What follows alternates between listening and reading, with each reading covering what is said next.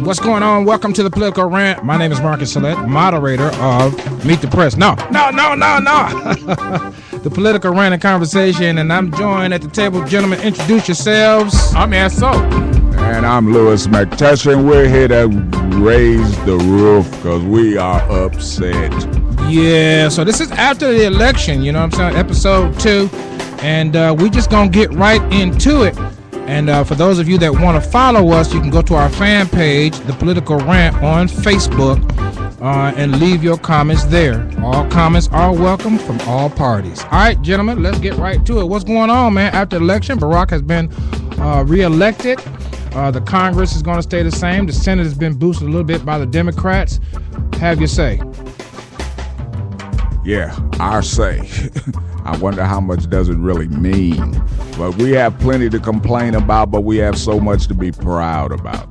The fact that our president was reelected with a mandate to hold these people accountable. And the people have spoken. Oh, yes. Did they ever?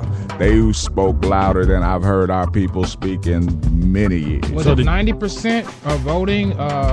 People turned out for vote for the African American vote turned out 90%. Is that what I heard, Claire? Is that correct? Yeah, that's true. That's true. You know, so yeah, decisive victory. Well, yeah, definitely.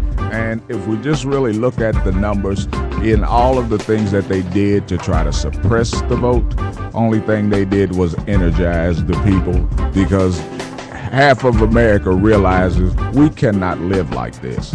I don't know where it is they think they're going to live, but we can't live like this. Well, that's a good. We don't have anywhere. That's to go. A good segue into 20 states have filed petitions. Many of them are close to 25,000 in desiring the federal government to grant them succession from these United States. Gentlemen, I need some help right there. In Texas, it's over 70,000 people who've signed to succeed from the union. Well, where they going?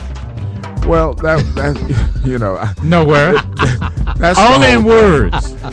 I just wonder if they just got thoughts of turning back into Mexico. That's the only thing I can see. What are they going to do, and where are they going with all of this?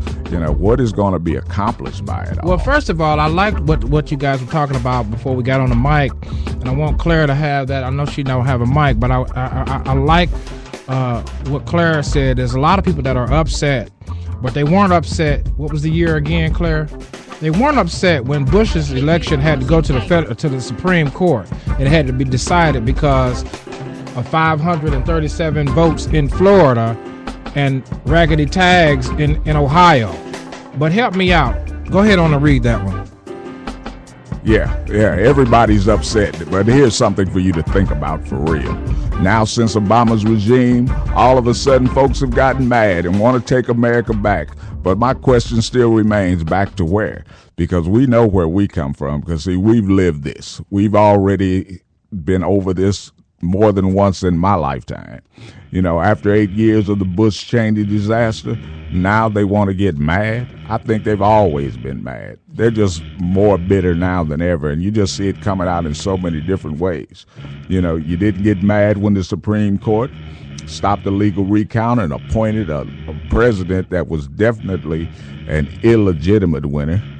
For real. Because understand, Gore won the popular vote. Exactly. And that was the thing, you know, that when we look at the Electoral College and the way it all plays out, states' rights is the very thing that created that thing.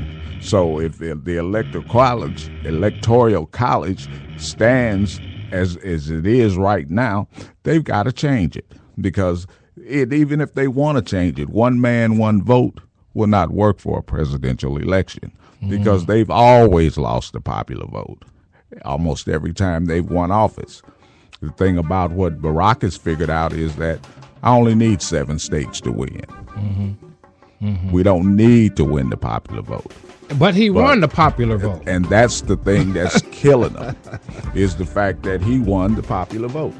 And if you're winning the popular vote, then they know they don't have a leg left to stand on. And speaking of leg to stand on, somebody speak to the issue of why Americans are so uptight. I have never, ever seen such anger which seems to be building against an election. That obviously, which I thought that they were going to come out and say that something, unfair was going on and something not right. But I mean, Stan, this has been like something I've never seen. It's going back to the 60s. Well, we only going back to what angry white men want to be in charge, want to be in control.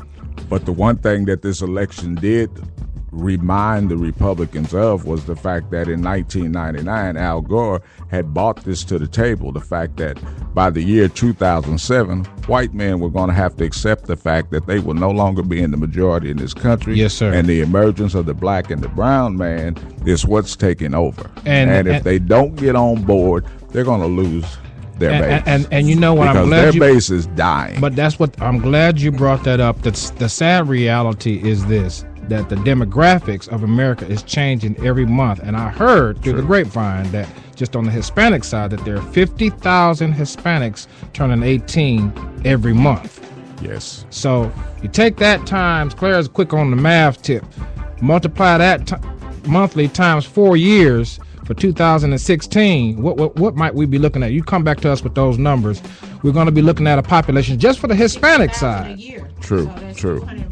Well, that's why I told you she was bad on the math, though. But this is why they started. You got doing, fuzzy math, Claire. Redistricting. They started going in and rechanging. Do you think it's because they knew that? They knew that the districts were changing multiculturally? That's what they were doing. They were trying to put it so they can maintain their states, Senate, and Congress, and state representative. They want to go in there and change these things so that they can still be in control. And this is what happened why the House right now for each state is Republican majority. And those are the only races that they're winning right now is congressional races, not particularly Senate races, but congressional seats and seats in their own states, whether it be governorship and beyond. But that's where the danger lies.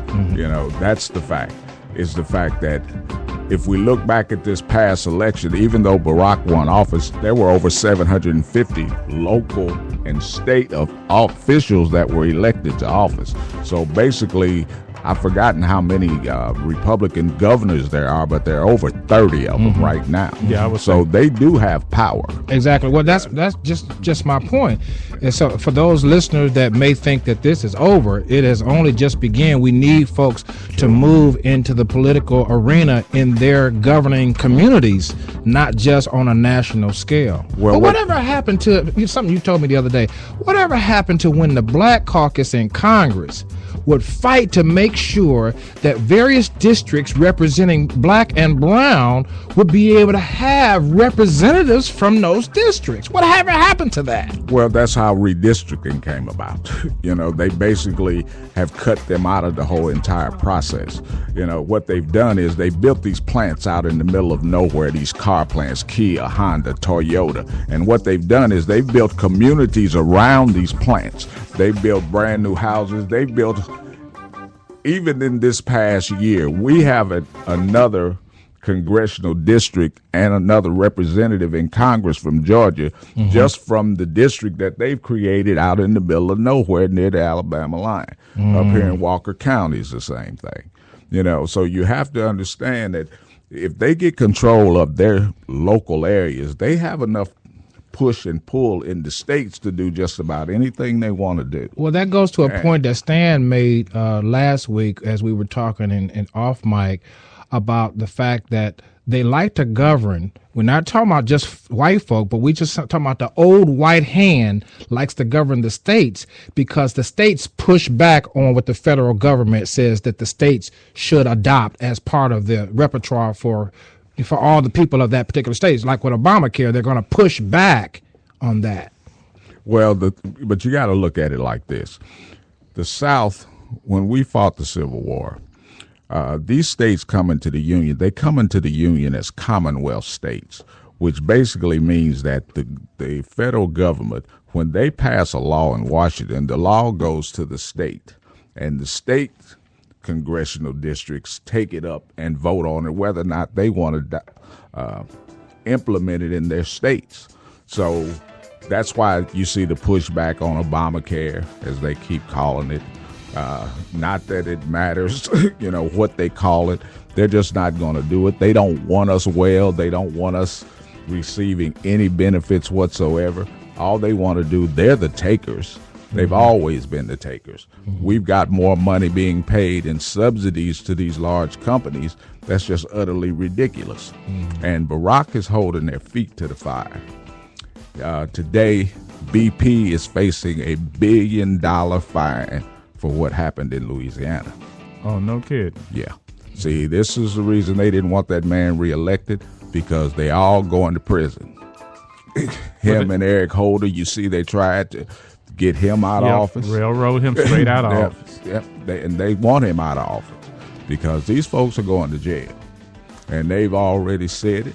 And the reason Barack is just laying back, he's just going to let them talk themselves to death, because that's just what they're doing. So talk a little bit about the pushback for the states, pushing back the federal policies that come down for all of the people. For instance, for the state of Georgia with Obamacare, I know Governor Deal had pushed back on it, and then he changed his tone a little bit. I don't know why he changed his tone, but I'm sure the Republicans will get back on that bandwagon. Well, a lot of these states need money. They over budget, and they didn't spend money wisely, because, see, most of your states that has been prospering has all been under Democratic rule. There's not too many states that's under Republican rule right now that has prospered. If you look at California has always been a Democratic state, but it always prospered. It brought in money and revenue, whether it's through tourism, whether it's through entertainment, whether it's through corporate companies, allowed them to come in and get a foothold and get tax subsidies. Same thing in New York. New York was a Democratic state. Democratic governor, Democratic mayors. It always prospered. Wow. Nothing prospered under Republican rule. They all try to go in and regulate you. That they don't want the business to be regulated, but they try to put so much regulating and bearing on the voters. Right. And they still doing that to this day. Things have changed, but they're not moving forward. If you're brown skinned and you're Asian, Hispanic, or African American, first you should be proud of your vote counting. I think that says a lot about the power of the people. I don't know. Well, for the first time in a long time, the power of the people came out to be exactly what it is. The power of the people and the power of the vote. This is one of the few times that I've even seen this happen. So we have to pay attention to that. So, if we keep down the road that we're headed right now, there's just no telling where this is going to end up in the next year or so. This is going to get ugly. So you're saying voters cannot be bought out, huh? Well, according to Romney, it was a very easy thing to do. All he had to do was give us things. But that's the whole issue. We do expect our government to do certain things. But where's mine? Did you get yours? I didn't get mine. They get theirs. They wrote the law, so they done got theirs. They made sure they got theirs before we even. But that's why the 1%ers spent over $300 million with an M. Yeah. To buy what they wanted. But they didn't get theirs. They didn't get much for their money, though. No, Matter of fact, they lost. But since this president has been in office, did you get yours? No, I didn't. But I often, when I hear people say this,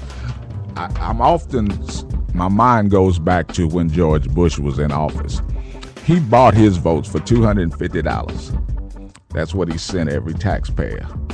I think we got a couple of $250 checks. Yeah. See, and that put all them people on his side. That was because the language hasn't changed. This has been the same talk all along, as far as I know.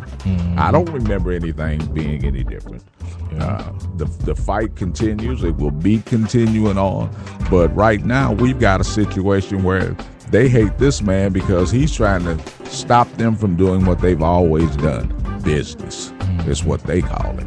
And they say that he's trying to make this, help me with that European thing. what's this about? He's trying to make it a socialist something. What's that about? Well, they're saying that over in